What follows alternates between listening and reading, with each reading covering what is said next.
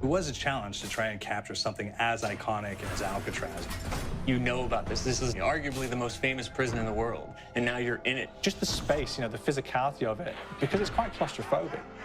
When modern-day prisons are designed, they really consider not intimidating people or making the spaces, as least stressful as possible. Well, Alcatraz didn't suffer from those restrictions. They did the research, they went out, studied Alcatraz, not just from books or internet. They were actually there to feel the environment, so it really sets a mood that gets you a little spooked. Well, we kind of started with the base layout of Alcatraz. The entire island we ended up roughing out in kind of a white box form, and then figuring out what play spaces we wanted to use out of that, what would be the most interesting areas to play in, and the connections between spaces, and spaces that the public doesn't necessarily get to go into.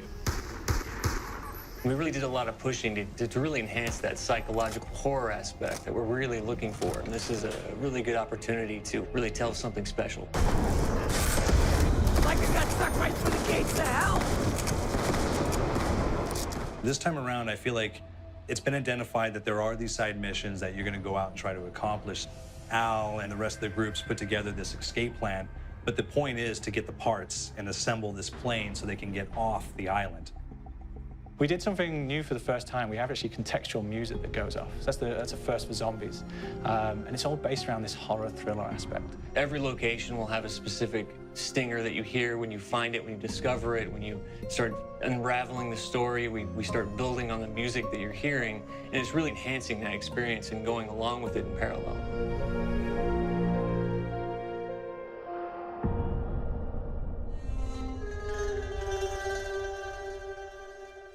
Because we wanted to embrace this kind of horror thriller element, we wanted character actors, guys who could really embody someone and then convey emotion. So that's why we went for guys like Ray Liotta, getting in that kind of guy, we wanted a frantic nature. So he plays a character called Billy Handsome, who's this kind of psychopath who would be employed by the mob to kill people in interesting ways. Chaz Palminteri, he plays a guy called Sal DeLuca, an old mob boss. Michael Madsen playing Finn O'Leary. He's kind of worked himself from the floor, from the streets. He's got his hands dirty in the blood and the guts a couple of times. And then we had Joe Pantoliano, and he plays Arthur Arlington, who's nicknamed the Weasel. Those guys, they bring a quality and a subtlety and timing that you can't really identify or try to recreate. Bring it on, you dirtbags! You start off in the afterlife mode, and that's just going to be what's going on. You're going to try to solve the mystery from the second you start. Afterlife, to me, brings a new element, like a new puzzle element. It forces me to think a little bit more or look for the clues or kind of think of zombies on a slightly deeper level. You see clues throughout the map that tell you, ooh, perhaps if I'm in the afterlife, I can interact with this object, or there's some puzzle going on here that I need to be in the afterlife. Back east, I whacked a dirty dentist with one of these. Took forever, too. Alcatraz has a Civil War kind of fort background before it turned into a penitentiary. And so we had this kind of backstory, the idea that the warden would have collected Civil War weaponry. One of them is a Blundergat. It's a fictional weapon, but the idea of the combination between a blunderbuss and a Gatling gun.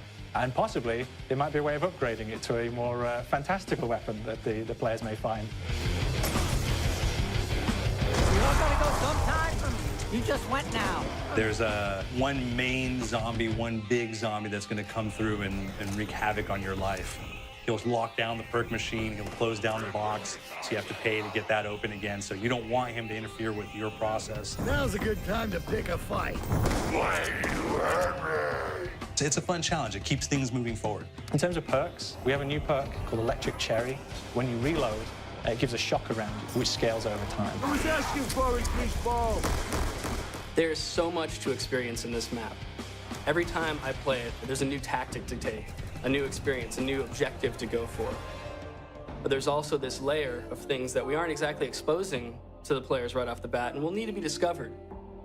Don't let me go. Is it the calling we hear? We've got the undead in there, we've got these historical elements, and these fantastic actors all seem to be with peace with each other in this kind of same world. So it's magical, and our team is incredibly excited by it. This is the call.